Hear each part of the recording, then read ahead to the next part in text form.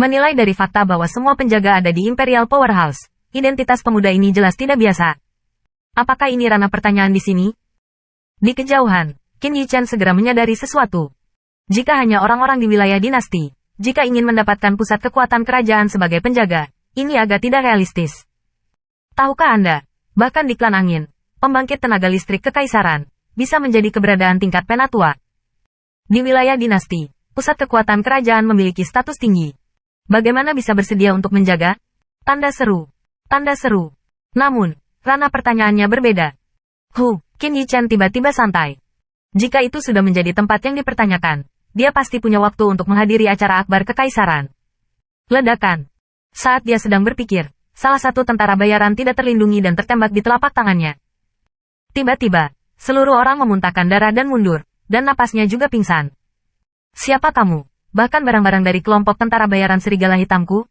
Pria parubaya yang kerajaannya dekat dengan tengah kerajaan kekaisaran melangkah mundur dan memarahi wajahnya dengan tenang.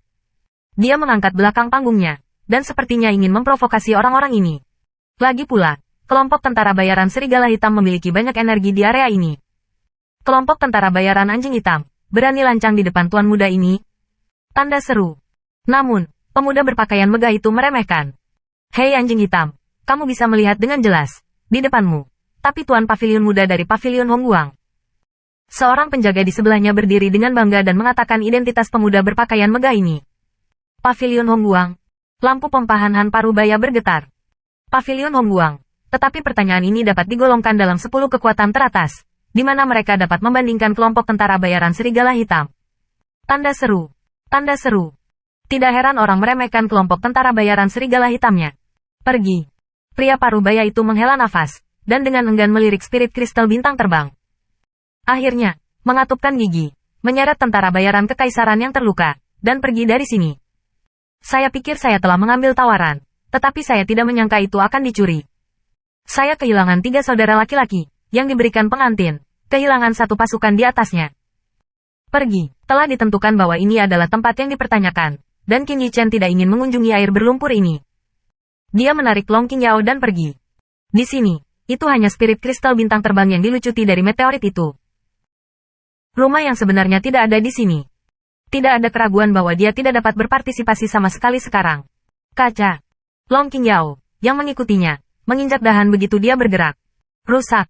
Hati Qin Yichen tenggelam, dan tepat ketika dia ingin menarik Long Qingyao pergi dan mengangkat kakinya, dia melihat pria parubaya setengah baya di kerajaan berdiri tidak jauh dan menatapnya. Ini adalah kesalahanku, Long Qingyao membisikkan permintaan maaf di telinganya. Qin Yichen menghela nafas. Apa kalian? Pria parubaya itu melihat bahwa kedua wajah muda di depannya juga sedikit terkejut, tetapi tetap bertanya dengan dingin. Paman Kai, apa yang terjadi? Qin Yichen belum menjawab, karena perubahan di sini. Pemuda berpakaian megah datang, dan di belakangnya, kedua penjaga membawa spirit kristal bintang terbang setinggi setengah. Sekilas, matanya berhenti tepat di Long Qingyao. Nona muda yang cantik ini, saya ingin tahu apakah saya mendapat kehormatan untuk bertemu dengan Anda. Kata-kata, perbuatan, dan kesombongannya berubah begitu saja seolah-olah dia adalah laki-laki, dan dia terlihat lembut dan anggun.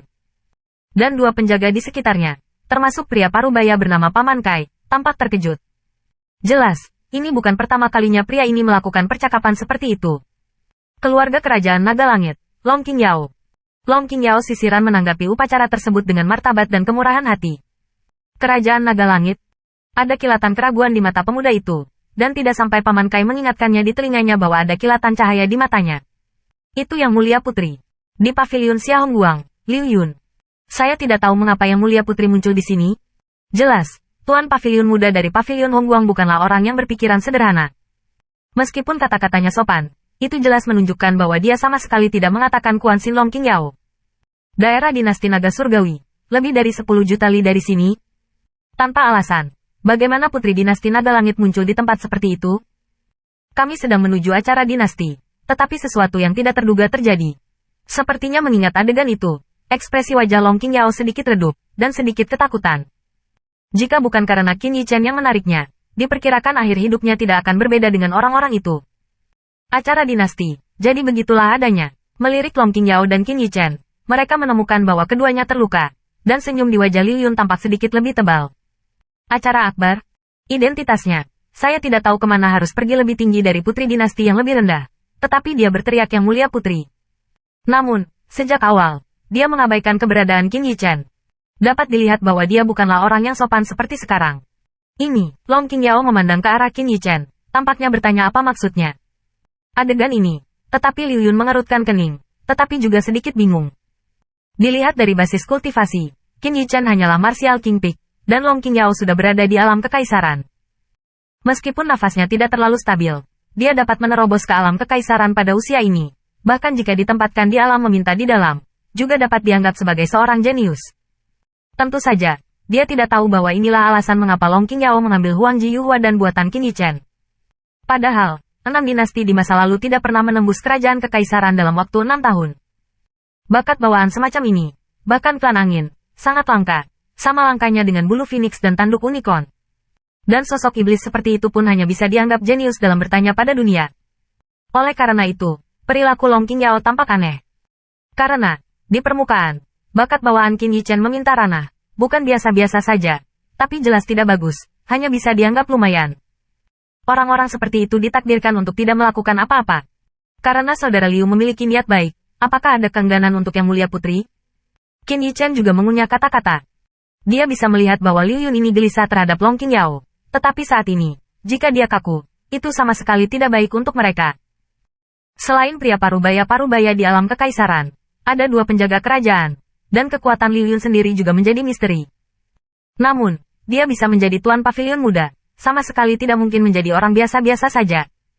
Selain itu, Qin Yichen, mereka semua memiliki luka di tubuh mereka. Mengikuti Liu Yun, sangat baik untuk merawat luka-lukanya.